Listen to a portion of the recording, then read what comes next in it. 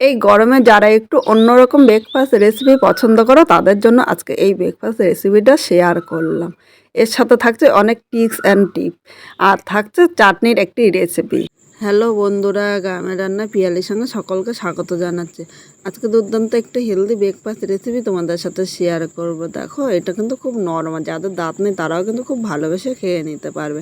তাহলে আমি কিভাবে করলাম চলো দেখে নেওয়া যাক। বাটির মধ্যে তেঁতুল নিয়ে নিয়েছি, এবার এর মধ্যে আমি একটু জল দিয়ে দিলাম। জল দিয়ে তেঁতুলটা আমি 10 মিনিট ভিজিয়ে রাখবো, তাহলে তেঁতুলটা কিন্তু নরম হয়ে যাবে। আর তেঁতুলটা সাথে সাথে কিন্তু জল দিয়ে তেঁতুলের কাপটা নেওয়া যাবে না। এইভাবে আমি এক সাইডে রেখে দিলাম। এখানে আমি 1 প্যাকেট সুজি নিয়েছি। এটা বড় দানা বা ছোটো দানা সুজি হলে কিন্তু কোনো অসুবিধা নেই। এবার এখানে একটা কড়াই বসিয়ে দিয়েছি। কড়াইয়ের মধ্যে আমি 1 গ্লাস জল নিয়ে নিলাম। এর মধ্যে স্বাদ অনুযায়ী লবণ দিলাম, চামচেরও কম একটু গোলমরিচের গুঁড়ো দিলাম। এবার লবণ ও গোলমরিচের গুঁড়োটা জলের সাথে ভালো করে আমি মিশিয়ে নেব। এর সাথে ভালো করে মিশিয়ে নিয়েছি। জলটা 2 থেকে 3 মিনিট ভালো করে গরম করে নিতে হবে। জলটা গরম হয়ে গিয়েছে। এবার এখানে যে সুজিগুলো নিয়েছিলাম এই জলের মধ্যে আমি নিয়ে নিলাম। জলের সাথে নেড়ে চেড়ে মিশিয়ে আমি ভালো করে জাল দিয়ে নেব। এটা একটা আমরা ডো তৈরি করে নেব। এই গরমে সুজি দিয়ে এইভাবে করলে দুর্দান্ত লাগবে, আর এটা আমাদের স্বাস্থ্যের পক্ষে খুব ভালো। দেখো, এইভাবে এখন কিন্তু নাড়তেই থাকতে হবে, নাহলে কড়াইয়ের নিচে দিয়ে লেগে যাবে। এই সময় গ্যাসের আগুনটা আমি একদম লো করে দিলাম। লো করে এইভাবেই নাড়তে থাকবো, আর কড়াইয়ের নিচে দিয়ে লেগে গেলে কিন্তু একদম ভালো লাগবে না। এইভাবে নাড়তে নাড়তে একটা শক্ত ডো আমি তৈরি করে নেব। বন্ধুরা, এখানে আমি শুধু সুজি দিয়ে করছি। সুজির পরিবর্তে তোমরা ময়দা দিয়েও কিন্তু করে নিতে পারো, কিন্তু আমার কাছে ময়দার থেকে সুজি দিয়ে খেতে বেশি ভালো লেগেছিলো, তাই ভাবলাম সুজি দিয়ে তোমাদের সাথে শেয়ার করি। এখানে সুজির ডোটা তৈরি হয়ে গিয়েছে, আর কড়াইয়ের থেকে কিন্তু ছেড়ে দিচ্ছে, কড়াইতে লেগে যাচ্ছে না। এখন আমি গ্যাসের আগুনটা বন্ধ করে দিলাম। এখন এই সুজির ডোটা আমি একটা থালার মধ্যে তুলে নিলাম। এখন আমি খুন্তি দিয়ে এইভাবে একটুখানি ছড়িয়ে দিলাম, তাহলে সুজিটা কিন্তু তাড়াতাড়ি ঠান্ডা হয়ে যাবে। গরম গরমে কিন্তু মাখা যাবে না। এবার সুজিটা আমি এক সাইডে 5 মিনিট রেখে দেবো। এখানে 4টে সেদ্ধ আলু নিয়েছি, আর এখানে আমি একটা গেটার নিয়েছি। গেটার দিয়ে আমি আলুগুলো গেট করে নেব। এখানে আলুটা গেট করে নিলে আলুটা কিন্তু তাহলে দানা দানা থাকবে না, আর আমি হাতে যদি ম্যাশ করি তাহলে আলুটা কিন্তু দানা দানা থাকতে পারে। তাই এইভাবে সবকটা আলু আমি গেট করে নিচ্ছি। বন্ধুরা, এখানে আলুটা আমার গেট করে নেওয়া হয়ে গিয়েছে। ঠিক, আবার কড়াইটা বসিয়ে দিয়েছি। কড়াইয়ের মধ্যে আমি 2 চামচ সর্ষের তেল দেবো, আর কিন্তু তেল দেবো না। তেলটা গরম হয়ে গিয়েছে। এবার এখানে একটা মাঝারি সাইজের পেঁয়াজ দিয়ে দিলাম। পেঁয়াজের মধ্যে অল্প লবণ দিলাম। এবার পেঁয়াজটা নেড়ে চেড়ে হালকা লাল করে ভেজে নেব। খুব বেশি কিন্তু পেঁয়াজটা ভাজতে হবে না। পেঁয়াজটা আমি 2 মিনিট হালকা লাল করে ভেজেছি। এবার এখানে একটা মাঝারি সাইজের টমেটো কুচি নিয়েছি। টমেটোটা এর মধ্যে নিয়ে নিলাম। এবার পেঁয়াজের সাথে টমেটোটা নেড়ে চেড়ে মিশিয়ে আরও 2 থেকে 3 মিনিট আমি কষিয়ে নেবো। তাহলে এর মধ্যে টমেটোটা কিন্তু নরম হয়ে যাবে, আর টমেটোটা খুব সুন্দরভাবে মিশে যাবে। টমেটোটা পেঁয়াজের সাথে ভালো করে মিশিয়ে নিয়েছে, আর টমেটোটা কিন্তু অনেকটাই নরম হয়ে গিয়েছে। এবার এর মধ্যে আমি একটু আদা কুচি দিয়ে দিলাম, আর 3টে কাঁচা লঙ্কা কুচি দিলাম। তোমরা ঝাল যেরকম খাবে সেই হিসাবেই নেবে। সব মশলাগুলো নেড়ে চেড়ে মিশিয়ে আর 1 থেকে 2 মিনিট কষিয়ে নেব, তাহলে আদার আর কাঁচা গন্ধটা থাকবে না। এখানে মশলাগুলো কষিয়ে নিয়েছি, আর এর থেকে কিন্তু কাঁচা গন্ধ বেরোচ্ছে না। এবার সামান্য জল দিয়ে দিলাম, নাহলে মশলাটা কিন্তু নিচে দিয়ে লেগে যাবে। এখন কিছু গুঁড়ো মশলা দেবো। এখানে আমি 1/2 চামচ লঙ্কার গুঁড়ো দিয়েছি। তোমরা ঝাল যেরকম খাবে সেই হিসেবে লঙ্কার গুঁড়োটা নেবে। আর যদি মনে করো লঙ্কার গুঁড়ো দেবে না, তাহলে আরেকটু কাঁচা লঙ্কার কুচিও নিয়ে নিতে পারো। এবার দিয়ে দিলাম হলুদ, আর দিলাম স্বাদ অনুযায়ী লবণ। খুব বেশি কিন্তু মশলা দেবে না। এবার সব কিছু মশলা নেড়ে চেড়ে মিশিয়ে আর 1 থেকে 2 মিনিট আমি কষিয়ে নেব। মশলাগুলো ভালো করে কষিয়ে নিয়েছি। এর থেকে বেশি কষালে কিন্তু নিচে দিয়ে লেগে যাবে। এবার গ্রেট করে রাখা আলুটা আমি নিয়ে নিলাম। এবার আলুর সাথে মশলাটা ভালো করে নেড়ে চেড়ে মিশিয়ে নেব। আর এই সময় আগুনটা একদম মিডিয়াম দিয়ে এই কাজটি করতে হবে, নাহলে কড়াইয়ের নিচে দিয়ে কিন্তু লেগে যাবে। 4 মিনিট আমি আলুটা মশলার সাথে ভালো করে নেড়েচেড়ে মিশিয়ে নিয়েছি। এখন গ্যাসের আগুনটা আমি বন্ধ করে দিলাম। এবার আমি একটা থালার মধ্যে নামিয়ে এবার একটা চামচ দিয়ে এভাবে একটু ছড়িয়ে দিলাম, তাহলে আলুটা কিন্তু তাড়াতাড়ি ঠান্ডা হয়ে যাবে। এবার আমি সুজিটা নিলাম। সুজিটা কিন্তু একদম ঠান্ডা হয়ে গিয়েছে। এবার সুজিটা ভালো করে চটকে চটকে মেখে নিতে হবে। আর তোমাদের যদি মনে হয় সুজিটা এখনও একটু নরম আছে, তাহলে সামান্য একটু ময়দা দিয়ে ভালো করে মেখে নিতে পারো, কিন্তু এর মধ্যে আটা ব্যবহার করা যাবে না। আটা দিলে একদম ভালো লাগবে না। এইভাবে চটকে চটকে আমি সুজিটা ভালো করে মেখে নেব।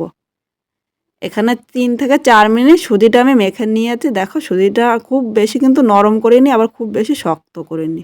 এবার আমি হাত দিয়ে ছোট একটা লেচি করে নিলাম।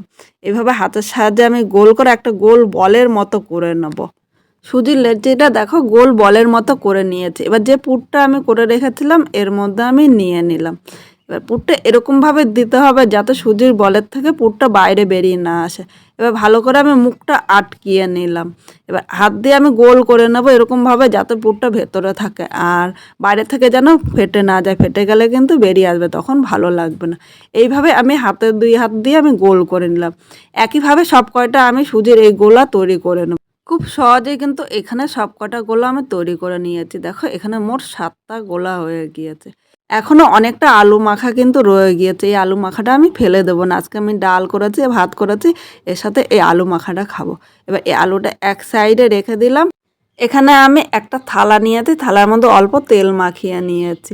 এবার একটা একটা করে সব কটা গোলা আমি এই থালার মধ্যে নিয়ে নেব।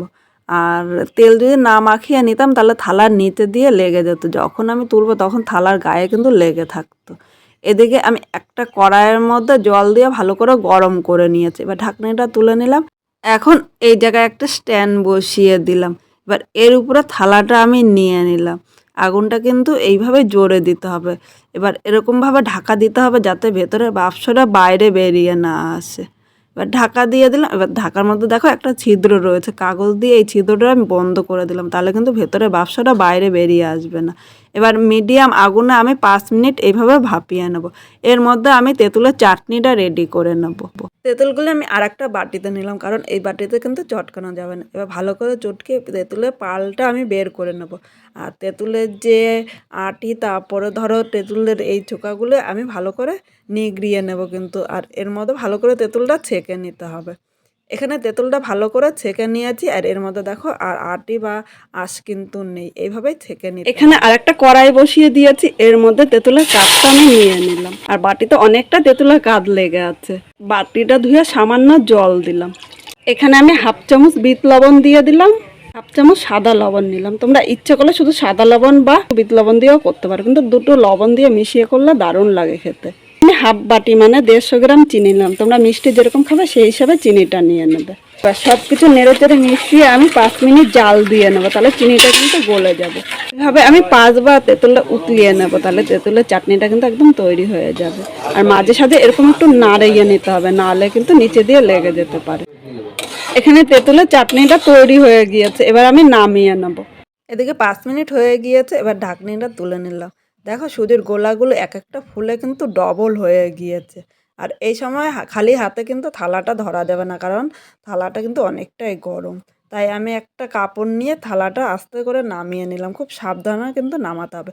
আর গরম গরম এই গোলাগুলি কিন্তু নামানো যাবে না, তাহলে থালা দিয়ে লেগে থাকতে পারে, ভেঙে গেলে কিন্তু একটু ভালো লাগবে না। এবার আমি ঠান্ডা করে নেব। আবার কড়াইটা বসিয়ে দিয়েছি। এবার এর মধ্যে আমি 1 চামচের কম মানে হাফ চামচ সর্ষের তেল দিয়ে দিলাম। এর থেকে বেশি কিন্তু আমি আর তেল দেবো না। তেলটা গরম হয়ে গিয়েছে। এবার এখানে কিছু কারি পাতা নিয়ে নিলাম। কারি পাতার গন্ধটা আমার কাছে ভালো লাগে, তোমাদের কিছু ভালো না লাগে তাহলে স্কিপও করে নিতে হবে। এবার কারি পাতাটা আমি 1 সেকেন্ড ভেজে নিয়েছি। এখন এর মধ্যে আমি 1 চামচ তিল দিয়ে দিলাম। এর সাথে 1 চামচ আমি কাশ্মীরি লঙ্কার গুঁড়ো দিয়েছি, এটা শুধু কালারের জন্য। তোমরা যদি ইচ্ছে করো তাহলে এই লঙ্কার গুঁড়োটা কিন্তু স্কিপও করতে পারো। এবার আমি সব কিছু নেড়েচেড়ে মিশিয়ে আরও 1 থেকে 2 সেকেন্ড আমি ভেজে নেব, তাহলে যে এখানে আমি তিলটা নিয়েছি তিলের আর কাঁচা গন্ধটা থাকবে না। এখানে সব কিছু নেড়েচেড়ে ভালো করে ভেজে নিয়েছি। এবার যে আমি সুজির গোলাগুলো তৈরি করে রেখেছিলাম এর মধ্যে আমি নিয়ে নিলাম। এবার ভালো করে মিশিয়ে নিতে হবে। এই সময় গ্যাসের আগুনটা কিন্তু একদম মিডিয়াম করে দিতে হবে, নাহলে কড়াইয়ের নিচে দিয়ে লেগে যেতে পারে। 2 মিনিট আমি ভালো করে সব কিছু মিশিয়ে নিয়েছি। এবার একটা থালার মধ্যে আমি নামিয়ে নিলাম। আজকে আমি যেভাবে এই হেলদি ব্রেকফাস্টটা রান্না করলাম, তোমরাও যদি সেভাবে করো তাহলে খেয়ে কীরকম লাগলো কমেন্ট করে জানাতে কিন্তু ভুলো না। নতুন কোনো বন্ধু যদি আমার ভিডিওটি দেখতে আসে, ভালো লাগলে একটা লাইক, শেয়ার, কমেন্ট করো আর সাবস্ক্রাইব করে আমার পাশে থাকো, যাতে নতুন নতুন ভিডিও আপলোড করলে সবার আগে নোটিফিকেশন আপনার কাছে পৌঁছিয়ে যায়।